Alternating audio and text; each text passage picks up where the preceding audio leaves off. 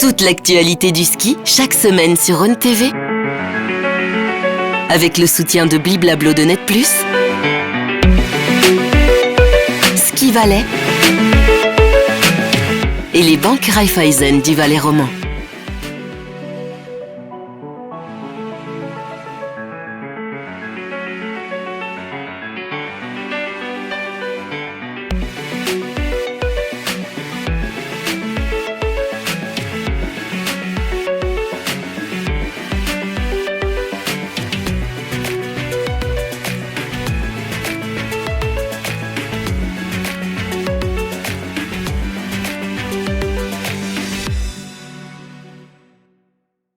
Bonsoir à toutes et à tous, nous sommes ravis de vous retrouver une fois de plus dans l'émission de l'après-ski.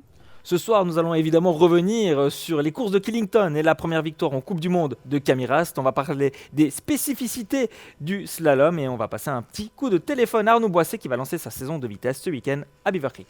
Et qui de mieux pour parler de slalom que Daniel Yule, le Suisse le plus titré dans la discipline. Bonsoir Daniel. Bonsoir.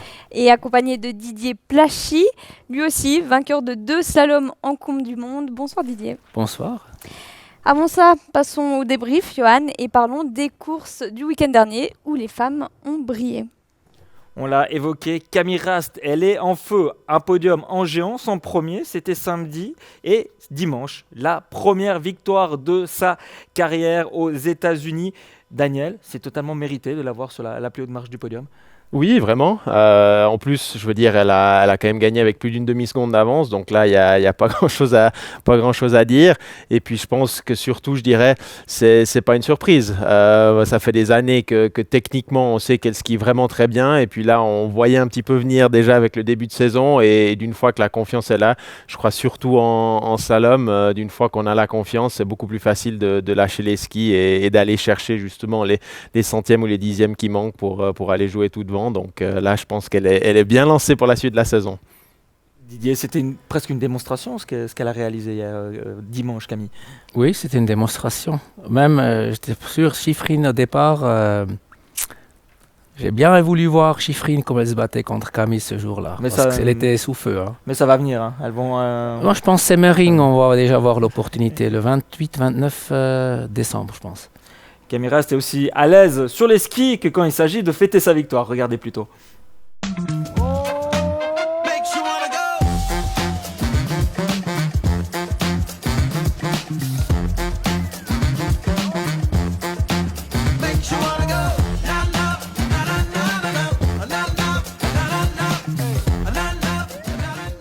Didier, on la savait très forte en slalom. Est-ce que tu pensais qu'elle allait aussi avoir ce podium en géant ?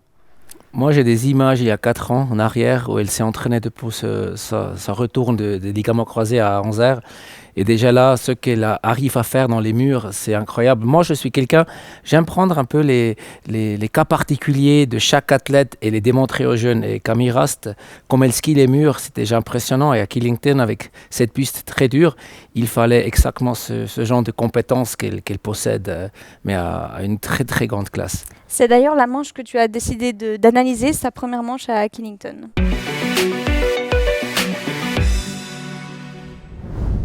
Alors, j'ai déjà dit que sa compétence, c'est le mur, quand c'est raide. Et j'ai choisi ce virage-là parce qu'au niveau du ski, c'est très difficile. Parce que déjà, le terrain, c'est très dur. On voit au niveau du brillement de la neige, comme c'est du verglas.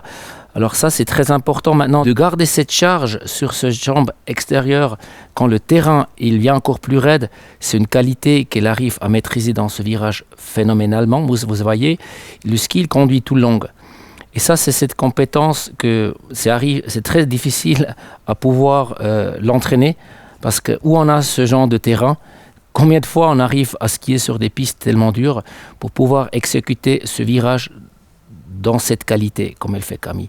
Et ça, je pense, c'est exactement une de ses compétences qu'elle a démontré depuis tout le temps et que maintenant, elle arrive dès la première porte, à la mettre en place. Et ça, je dois juste lui applaudir et je vais continuer à la citer comme mon repère pour le vrillage, on dit ça, la dissociation de l'eau du corps avec les skis. C'est vraiment grand théâtre qu'elle nous fait là. Camille Rast est aujourd'hui première du classement général, c'est assez fou quand on y pense. Elle est une candidate crédible pour la victoire finale, si elle se met au Super G. Hein. On sait qu'elle a un peu derrière la tête. Tu veux répondre, Dani? Toi, t'es mathématicien. Bon, je veux dire, j'espère. Après, c'est quand même la saison est longue. Il n'y a encore eu aucune épreuve de vitesse. Donc là, c'est difficile à dire. Mais je pense vraiment, si elle arrive à maintenir en tout cas la forme qu'elle a montrée ce week-end à Killington, alors là, oui. Mais on sait que pour aller chercher un général, surtout si on le construit sur seulement 2 disciplines, il faut jouer la gagne vraiment tous les week-ends et à toutes les courses. Camille Rast a remporté le slalom hier devant Wendy Holdener. Mélanie Meyer a également terminé 5e de ce slalom. Didier, Mélanie, qui se rapproche de plus en plus de ce podium. C'est vraiment pour bientôt. Oui, c'est comme Vicky m'a dit à Lévis. Cette année, c'est les podiums pour ces 2 femmes. Et on a bien vu Camille, elle a déjà démontré. Et ça, c'est bien pour sa copine de chambre de faire pareil. On va passer tout de suite à la grosse actu qui s'intéresse au slalom.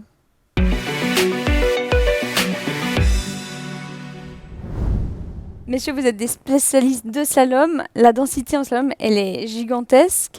Est-ce que aujourd'hui, on est ou on devient slalomeur? Et avant aussi.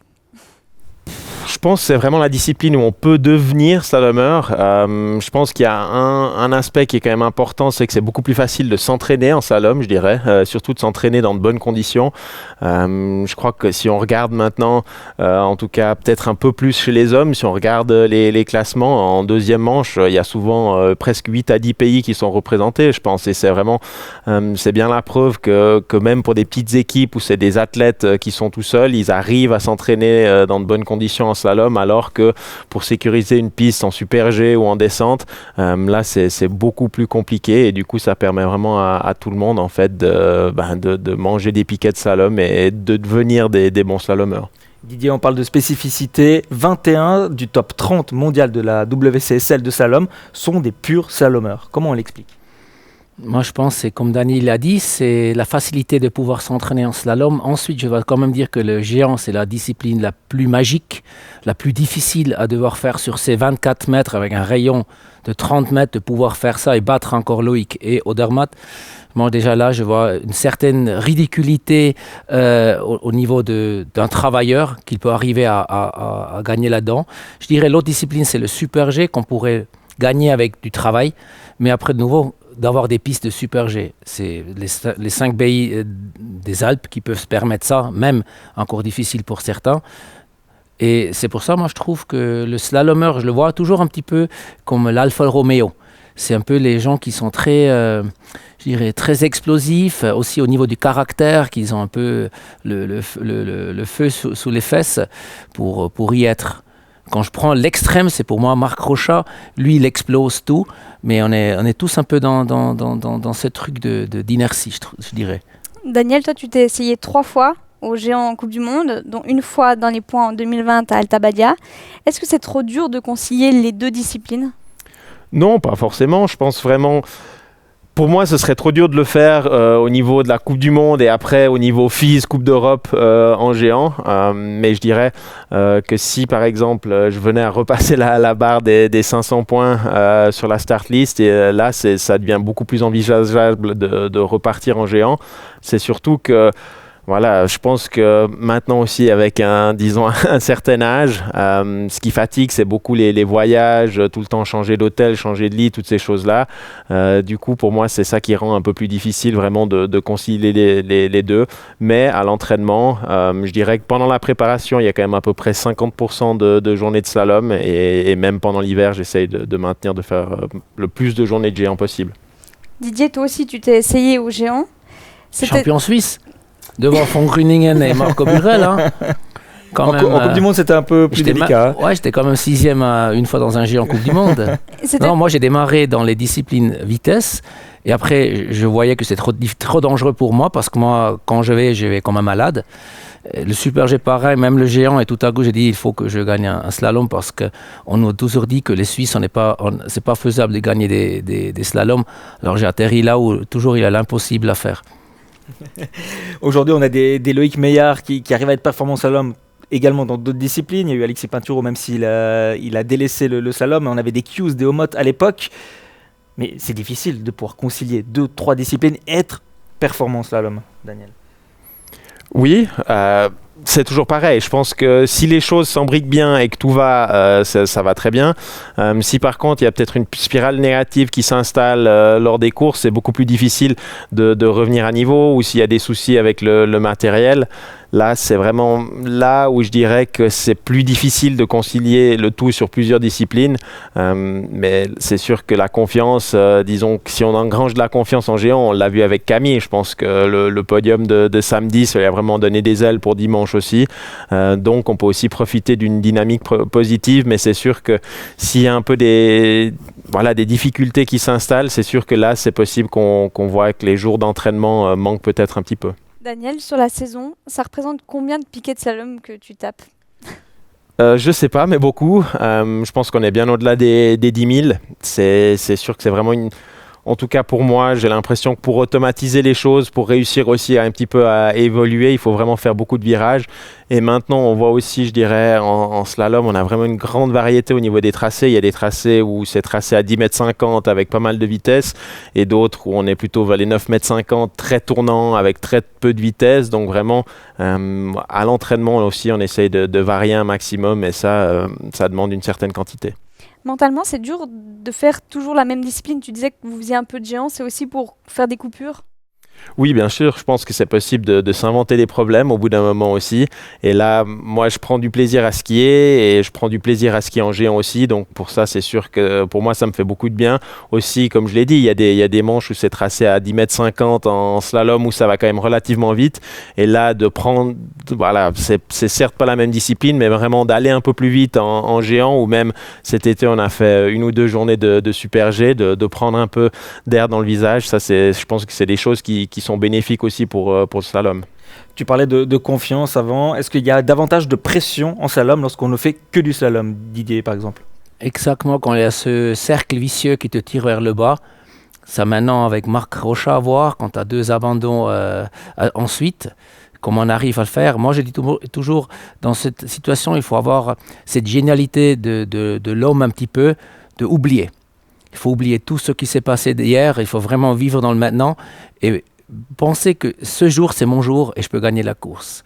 Et moi, je pense que ça, c'est une qualité qu'il faut vraiment entraîner des jeunes, que de oublier en ski et de pas être, de trop réfléchir qu'est-ce qui s'est passé, parce que ce jour-là, il y a tout le monde de nouveau qui cuisine avec de l'eau.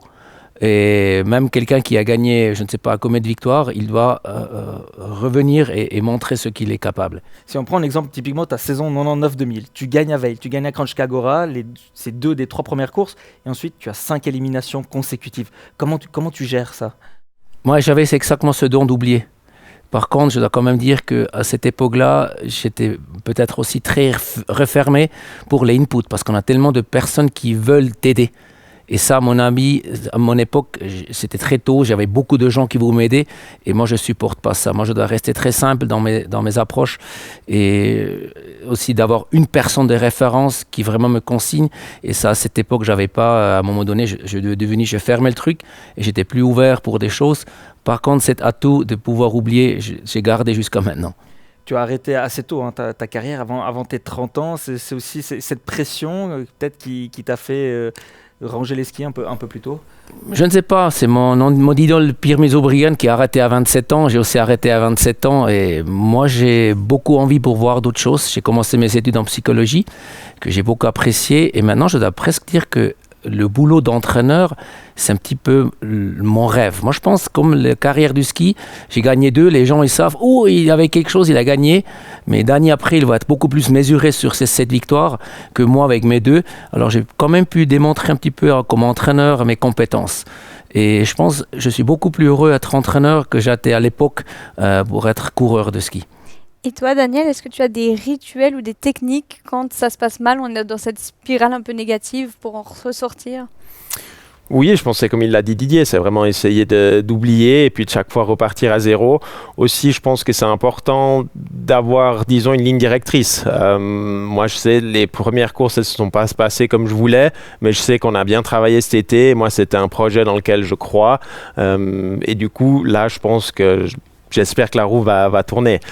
C'est sûr qu'après, c'est pas toujours facile, mais au final, c'est ça la beauté un petit peu du sport. C'est comme il le dit Didier, ça repart tous les jours à zéro et puis il n'y a pas de raison que ça n'aille pas. Et comment vous voyez l'évolution du slalom en Coupe du Monde? Est-ce qu'il y aura toujours cette même densité ou ça fait un peu un bouchon derrière les prochaines générations et qu'on va avoir un certain creux ou selon vous ça va pas arriver? On a un grand problème. Ils n'arrêtent pas. Et ils sont Il y a performants. maintenant des riding à 37, 38, des Stefano Gross. Bon, je pense lui, Cromontana, il va sûrement faire, comme Ramon, comme Luca, toutes ces 92, 93, 94, ils vont continuer jusqu'à là. Et ça, c'est clair. Après, si c'est 7 places actuellement qu'ils ont en slalom, sont bouchées. Derrière, en Coupe d'Europe, il y a un autre tampon qui se met en place. Et après, derrière, c'est très difficile à obtenir ces places. Et si tu es là, comme un Noël von Gruningen, un Reto Schmidiger, un Itten, qui se bagarre pour cette 7e place avec un Janoutin Fadri, alors c'est horrible d'être là parce que les places ont Tanguy, Ramon, c'est Dani. Et là, il n'y a pas de question. Alors, il a 5-6 Suisses qui se bagarrent pour une place. Alors, je pense que c'est ça après qui nous fait nos problèmes, qu'à un moment donné, ils arrêtent, 1 ou 2, et tout à coup, on a un creux. Comme on avait eu à l'époque avant la génération de Daniel. Et ils ne vont pas arrêter parce qu'ils n'ont que 13 courses, ils récupèrent bien, ils mangent bien, ils dorment bien. On essaye. Bah, c'est sûr que c'est un peu un défi, mais au final, je crois que c'est un entraîneur italien qui a dit qu'il n'y a pas d'athlètes vieux ou jeunes, il y a des athlètes vitulants. Donc si on regarde Lara Colturi qui a 18 ans, elle monte sur un podium. Donc je pense qu'il n'y a pas d'excuse au niveau de l'ancienneté, la jeunesse ou quoi que ce soit. C'est quand même ça un peu la beauté du ski, c'est que c'est le chrono qui parle et c'est quelque chose de très objectif et qu'on soit jeune ou vieux, au final il suffit de skier vite. Daniel, si tu as un conseil à donner à un jeune qui veut vraiment se lancer uniquement en slalom, qu'est-ce que ce serait? De faire du géant. Non, justement de prendre du plaisir, de savoir qu'on va prendre quelques coups derrière la tête, mais vraiment que le slalom c'est une belle discipline. Moi je me régale et de prendre du plaisir. Je crois que c'est le conseil le plus simple que pour quelqu'un qui veut faire du slalom ou même du ski en général. Sur Dani, j'ai encore une chose qu'il y a Peter Zeinhausen qui m'a dit qu'on oublie beaucoup. C'est quoi pour un jeune la plus importante? Aimer la neige. Tu n'aimes pas la neige, il faut arrêter. Et moi, je pense que c'est ça qui est au fondamental des choses. Si le premier flocon qui arrive et tu commences à trembler parce que la neige qui arrive, je pense que c'est déjà une bonne, Un bon signe. bon signe, ça. Il faut aimer le froid aussi. Ouais. Mais la neige surtout. Aimer Il la fait de neige. plus en plus chaud, hein. c'est vrai. Ça, je pense, c'est le fondamental de tout. Merci beaucoup pour cette discussion, c'était très intéressant.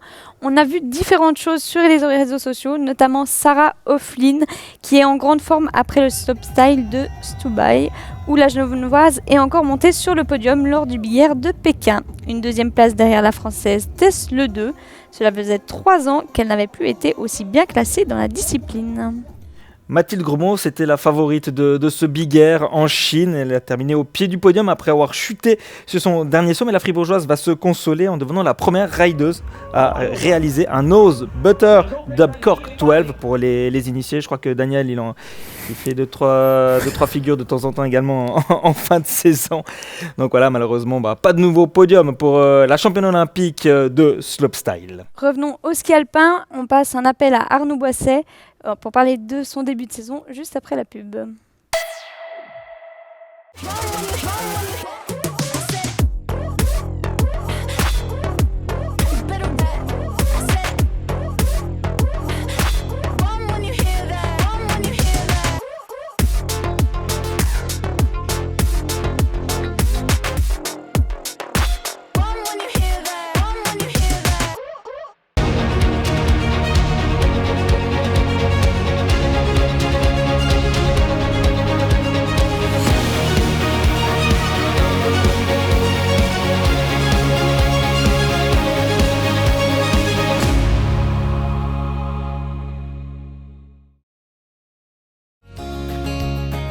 Vivez local, banquet local.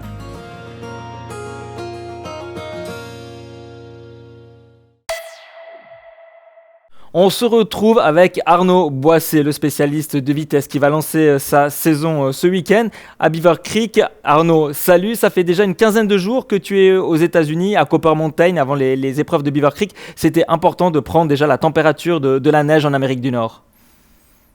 Ouais, bonjour à tous. Ouais, effectivement, la neige, voilà, au Colorado, elle est très différente qu'un peu partout ailleurs, et du coup, c'était pas mal de s'habituer à cette neige, aussi de s'habituer aux contraintes de l'altitude, et puis, au changement d'heure, au changement de la nourriture et tout. Donc voilà, on a eu 2 semaines un petit peu d'adaptation et puis d'entraînement avant de rejoindre Beaver. Dans quel état d'esprit tu es avant ce premier week-end de compétition? On imagine de l'impatience. Ouais, je me réjouis vraiment. Là, ça fait plus de 8 mois que j'ai pas couru. Il y a eu des hauts et des bas pendant la période de préparation, c'est un petit peu normal. Et puis après, là, les dernières semaines, c'était aussi cool de pouvoir passer un peu la vitesse supérieure, de se tester vraiment sur des vraies manches, avec des sauts, avec des passages plus difficiles, et puis sur une certaine longueur surtout. Donc, peaufiner les derniers réglages. Et là, ouais, c'est surtout que je me réjouis d'attaquer. Les premiers entraînements de la descente, c'est pour mardi, mercredi, jeudi. Il y aura une descente vendredi. Tu vas participer aux qualifications internes. Dans quel état d'esprit tu te trouves? Tu es en forme? Ouais, j'espère. En tout cas, je pense que on a depuis la petite blessure du mois d'août, on a vraiment tout fait juste pour être au top là cette semaine. Il y a plus de pépins physiques. Au niveau du matériel, on a pu faire les derniers petits réglages. Et puis au niveau de mon ski et de ma forme, ça va vraiment bien. Donc ouais, je m'en réjouis. La dernière course que tu as faite la saison dernière, tu as terminé sur le podium, c'était à Salbar. L'objectif, ça va être de rééditer ce genre de performance assez rapidement, du moins en Super G.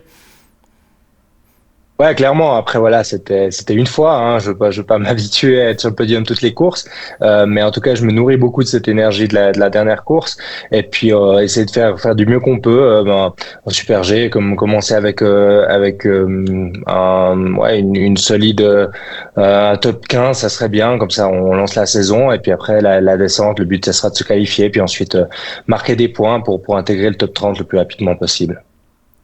Justement, le top 30 en descente, c'est l'objectif.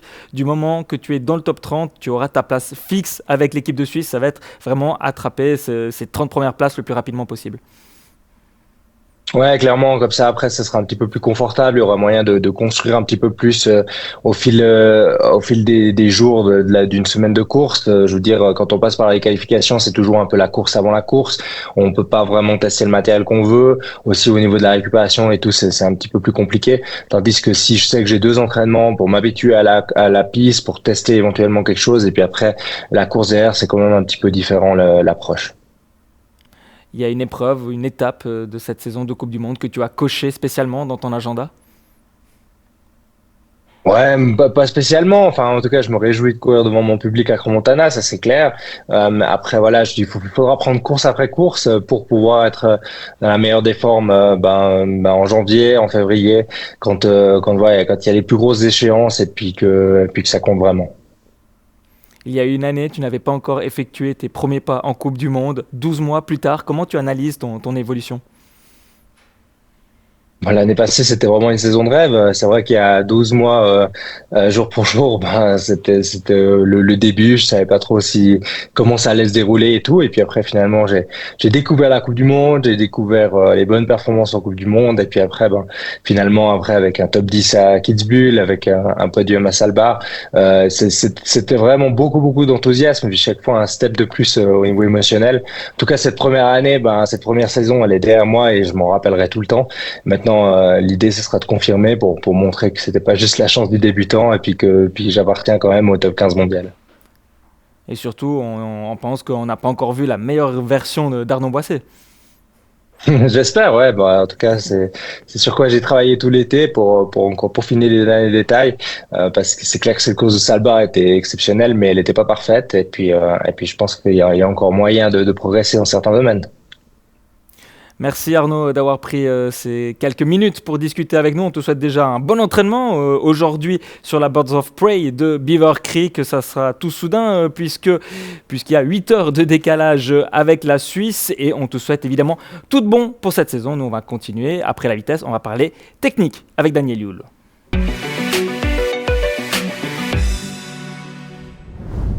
Didier, comment tu vois la saison d'Arnaud Boisset? Ah, tu demandes à un slalomeur. J'ai déjà l'année passée, j'étais avec lui ici en studio. Moi, je pense que tout est faisable. Moi, je pense qu'ils se sont bien entraînés.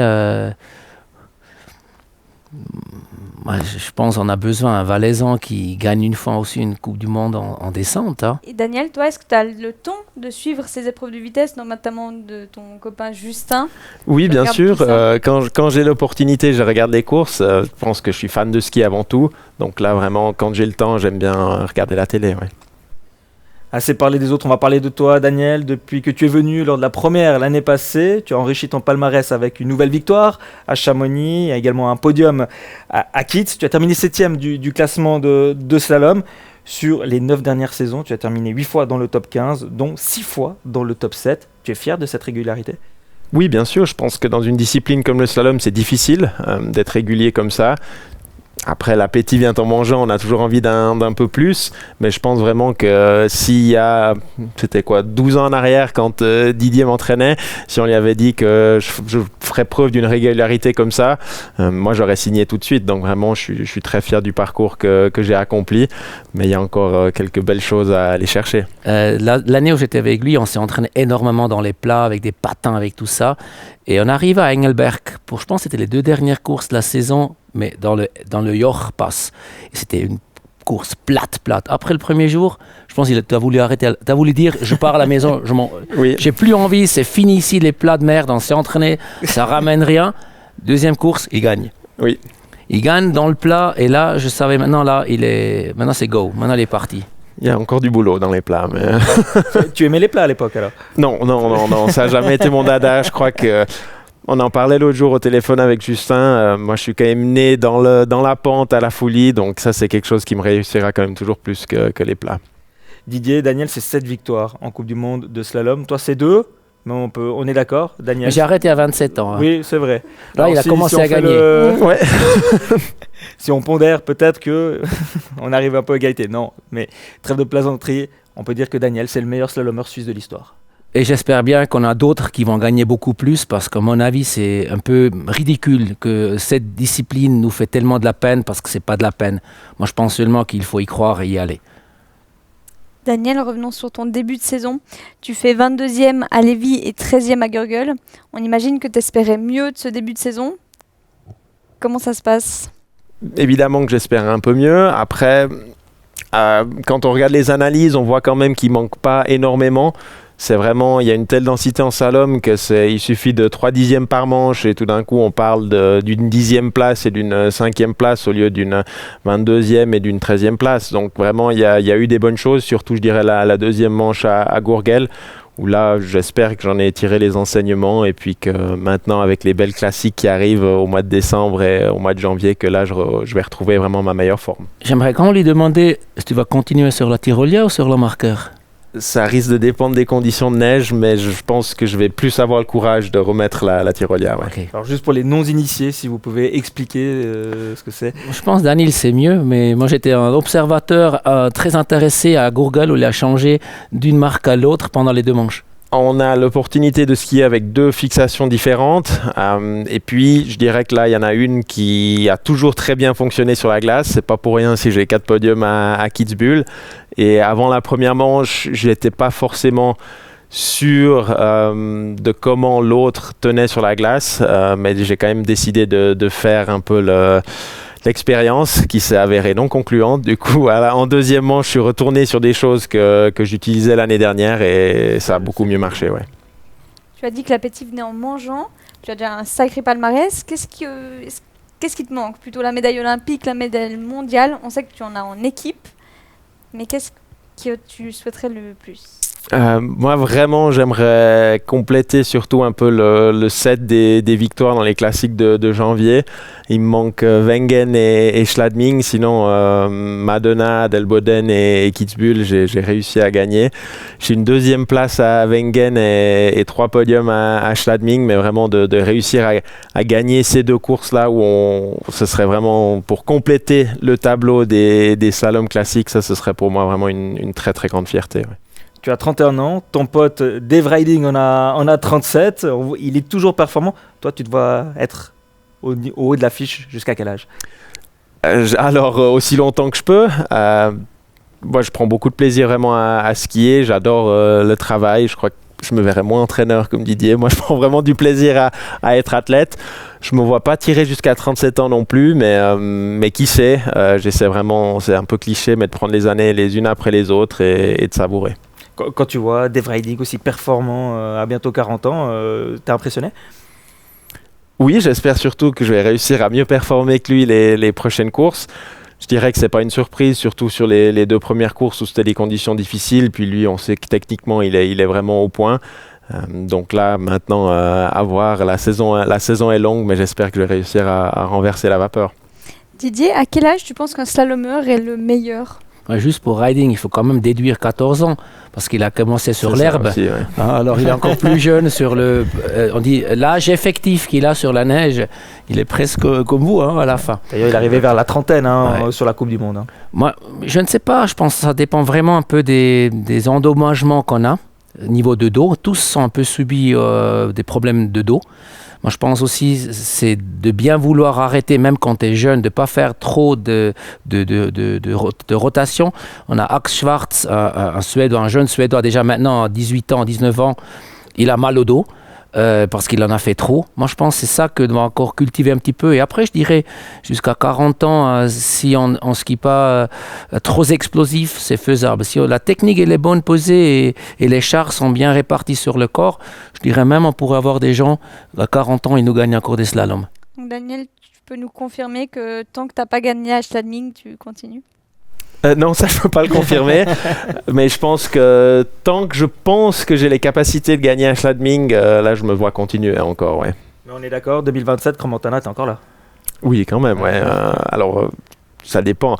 Je dis toujours qu'il y a 3 composantes. Pour moi, c'est le plaisir, la santé et puis les résultats. Mais tant que les 3 composantes sont en rendez-vous, je me vois continuer, ouais. Merci beaucoup pour toutes ces réponses. Il nous reste les questions du tac au tac auxquelles il faut que tu répondes, Daniel. Est-ce que tu es plutôt cornemuse ou corps des Alpes? Cornemuse, je pense. Et tu en joues d'ailleurs? Non. C'était pour l'image. Plutôt le gîte de la Foulie ou un hôtel 5 étoiles? Gîte de la Foulie. Cours d'anglais avec maman ou cours de maths avec papa? Cours de maths avec papa. Plutôt paddle tennis ou tennis? Tennis. Tu préfères une piste à ton nom à la Foulie ou une cabine à Kitzbühel? Une cabine à Kitzbühel. Il nous reste une dernière question que je te laisse mettre sur play. Salut Daniel, j'espère que tu passes un bon moment sur le plateau. J'avais une petite question pour toi. Est-ce que tu es plus énervé lorsque tu perds une rencontre de squash ou de golf avec les copains, ou bien par exemple après la 2e manche du Slalom Coupe du Monde à Palisade Tao en 2023? Je sais bien que d'enlever des chaussures de ski, ça prend un peu plus de temps. Allez, à bientôt. Alors malheureusement, je crois qu'en plus, je suis plus énervé quand je perds contre les copains. C'est pas vraiment voilà, c'est un peu un de mes vilains défauts, je dirais, c'est que je suis un peu mauvais perdant. Et sur les skis, je peux vraiment que m'en prendre qu'à moi-même, parce que comme je le disais tout à l'heure, c'est le chrono qui décide. Donc là, j'arrive un petit peu à accepter assez vite. Contre les autres, des fois, c'est un peu plus dur à digérer. C'est quoi cette histoire de souliers à palissade? Ouais, disons que j'ai jamais voulu lancer une raquette de squash ou quelque chose comme ça. Du coup, c'était quelque chose qui ne pouvait pas casser, qui y passait. Du coup, c'est arrivé que j'enlevais les chaussures pour qu'elles traversent le court. Didier aussi, hein, toi t'étais un peu tête brûlée après les courses. Ouais, je me souviens à Grimmens où il y avait des Coupes d'Europe. J'ai gagné le slalom. Le lendemain, il avait le géant. J'étais le premier après la première manche. Et la deuxième manche, j'ai juste tombé où je pense les skis, ils atterrissaient bien dans la forêt. Mais il n'y avait pas de caméra, personne qui me voyait. Alors. Merci beaucoup d'avoir répondu à toutes ces questions. Daniel, quel est ton programme jusqu'au 15 décembre, donc le slalom de Val d'Isère? On va s'entraîner cette semaine 2 jours en géant à Arolla. Ensuite, on va pouvoir aller à Val d'Isère pour skier sur la piste de course 2 jours. Après, ça dépendra un petit peu de la météo, mais je pense qu'on va encore faire 2 jours de slalom à Arolla avant de se diriger direction Val d'Isère pour les derniers préparatifs et puis après je me réjouis de remettre les bâtons derrière le portillon. La saison débute également pour vous sur les pistes avec la tournée La Fameuse en piste du Nouvelle-Lys. Ça sera ce week-end à Saas-Fee. De notre côté, on va recevoir un autre spécialiste des virages courts la semaine prochaine, le plus valaisan des Belges, Armand Marchand. Bonne soirée à tous. On se quitte avec la musique que Daniel Hood a choisie, Cashmere de Led Zeppelin. Ciao, ciao. Salut.